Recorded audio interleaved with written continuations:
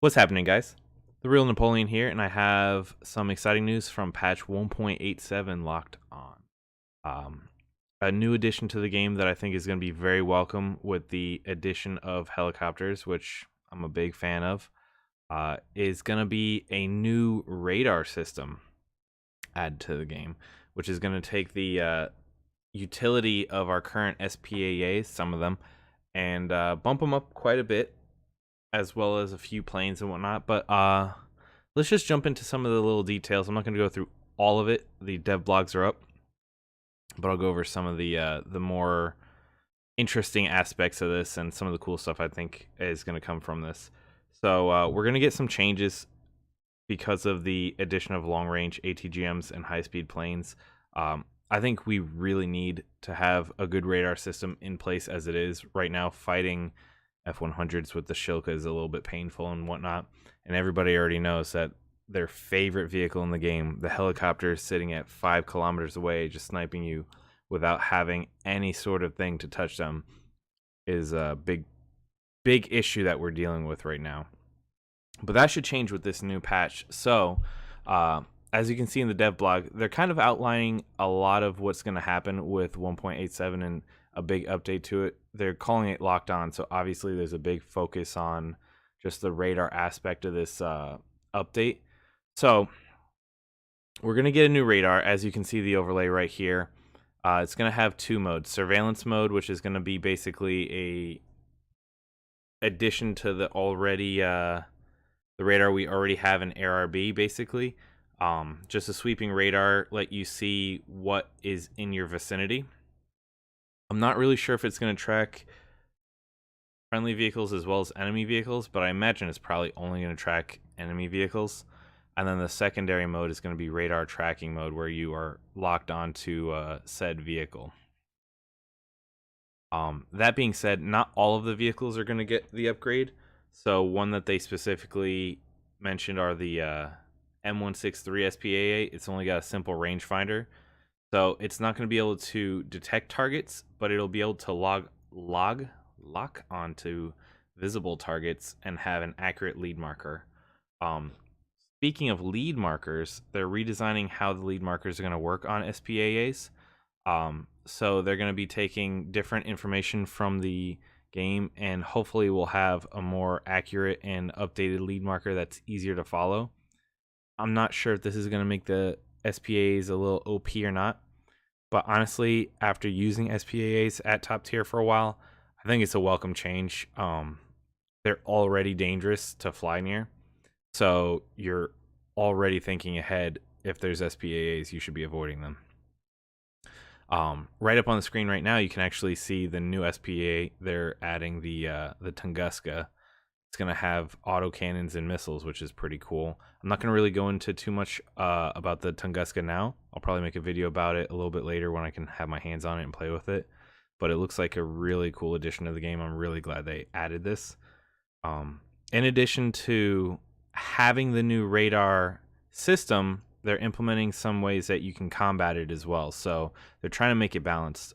When you're lit up, we'll put quotations on lit up, but when you're being tracked by radar, there's actually going to be an indicator that shows you who is tracking you and from where. So when you're painted, you'll know where the threat is, which is really cool. That's a system that was in place in real life, as well as a countermeasure for the SPAA. You can now disable your radar and fold your radar equipment down, which is really, really cool. Some aircraft are actually going to be getting radar as well, and it's going to give them lead impact points for their guns. So think something similar to Air Arcade, but more refined, I suppose. The list of aircraft that are getting radar is not very long, but I think it's going to be really cool. They also mentioned that they're going to be buffing the range of AA. So 30 and 40 millimeter AAs are going to be able to reach up to 4,000 meters if the target's not moving. Obviously, that'll be easier to hit. If the target's moving, it's going to be really hard to hit. But press H and win helicopters at 4,000 meters are going to die a lot easier now. And then larger caliber vehicles like the automatic will be able to reach out to 5 or 6,000 meters, which is really, really nice. So we're going to see a lot of the helicopters that are camping out on the edge of where they can actually hit us starting to get destroyed by SPAAs, which is a really good addition to the game. So in this slide, actually, you can see the SPAA with its radar turned off. I think this is really cool. It's something actually mentioned in passing last week. I thought it'd be really cool just to be able to disable the SPAA radar just for the sake of bringing it down and being smaller. So now you're going to have the ability to disable your radar, which is going to make you harder to see when you're concealing yourself in cover, but also you're not going to be painted for the radar planes. You're not going to have an indicator when you're locking onto planes because you won't have radar. So it's going to give you some options to move around the map a little more tactically, and I think set up ambush positions, which is really cool. It'll make it a lot easier to hide some of the much taller SPAAs. So I think that's a really cool addition right there. Here's a list of some of the vehicles that are going to be getting radar. I'm sure this is going to probably change with time. But under aircraft, we have the LA-200. It's going to have detection and tracking radar. MiG-19 Farmer is going to have detection and tracking. The F-3D will have detection and tracking. The Sea Venom, the Javelin, both detection and tracking. And then the DOE 217 N12 and the HE219A7 are going to have detection. So it's going to be really cool to see how radar is implemented into these vehicles, especially the older ones. I think the HE219 is going to be interesting. DOE 217 is going to be interesting. Ground vehicles is pretty obvious. We already know what our radar vehicles are, but the AMX-30, the Flak Panzer Gepard, Automatic, the Type 87, the Chieftain Marksman, the M247, the Shilka, and the new Tunguska 3PRK2S6. Yeah. Those all get different versions of search and tracking, and then the M163 is going to have just a simple finder. It's important to note too that the radar is not going to work the same for every AA. So, for example, the AMX-30 DCA is going to have round view target tracking. The Gepard will have round view target tracking. They have obviously spinning radar sections. Whereas the Shilka has a sector search tracking. It doesn't have a mobile radar. It's not spinning around on top of it. In addition to the radar, there is a whole list of devlogs. I'm not going to go through all of them. France is getting new helicopters, Gazelles. Those are pretty cool. Along with the Gazelles, they're going to be getting a new premium helicopter, which is the IAR 316B. A pretty cool helicopter. I'm not going to go through this. It's actually going to be $40. This price is different because I'm logged into my account. But the IAR is going to be rank 5. It's going to come with your typical package bonuses, and it's going to have rockets as well as ATGMs. Think of it similar to the MIA4, but with premium bonuses. It's supposed to be really nimble as well, so we'll see how it plays out. I don't think it's going to be super duper OP, but I think it's going to be a nice premium helicopter. They are selling it as a package with the AMX-30, so if you don't have either of those, you can buy them at a discount, or if you have the AMX-30 already, you can get the helicopter for $25 actually, which is really good. The next thing up we got is the Type 74 Mod G, the Kai. It's going to be a tier 6 Japanese premium. So for all those guys that are looking for a tier 6 Japanese tank to do some grinding with, they have a pre-order bonus with all those, the typical stuff. You'll get a new title and a new sticker. They do have a package with the new jet that they released, and I'll get into the jet in a second. The Type 74 is going to be pretty much similar to the Type 74 we already have, except for it will have APFSDS, and it's got some upgraded side skirts to protect you from chemical rounds.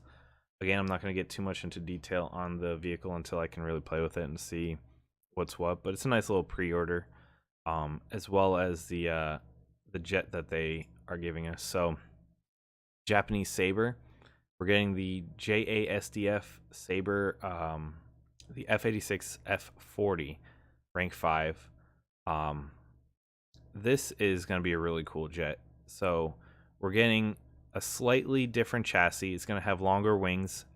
It's going to be able to hold 16 HVARs or 2 1,000-pound bombs. So we're getting the same ground pounding armament as the other ones, but this one's going to be able to hold 2 AIM-9 Sidewinders, and it's going to be a 50 cal variant. So for those of you that hate cannons and love the 50 cals, this is going to be a nice plane to pick up, especially with the 2 AIM-9s. I think it's going to be interesting to see some dogfights with Sidewinders on a Saber. Again, this is coming in as a pack, so if you wanted to buy the Type 74 and the Saber together, you could save some money and get a 30% discount on it while it's a pre-order. So if you're going to pick that up, that's definitely an option for $77 right there. The next thing we got up is the Valtor 2A. So we're going to be getting a French jet as well. We're going to get the Valtor 2A with some ground pounding capabilities. It's going to have 4 30mm guns. They just list various rocket and bomb loadouts, but they do note that it's going to come with up to 4 air-to-air missiles, the Chaffrier ones. I don't know too much about those.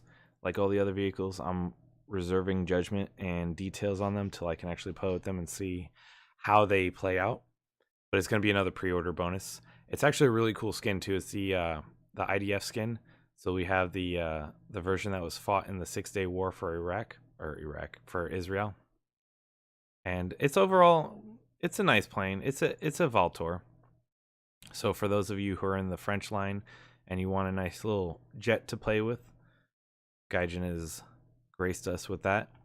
I think the sticker is actually pretty cool on that one too. The Germans are getting some love with the Hawker Seahawk.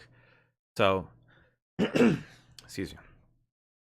This one also comes in a 30% bundle. If you don't have the L44, you can buy the L44 with the Hawker at a discount. So that's a really nice addition to being able to buy this jet without having to pay $50.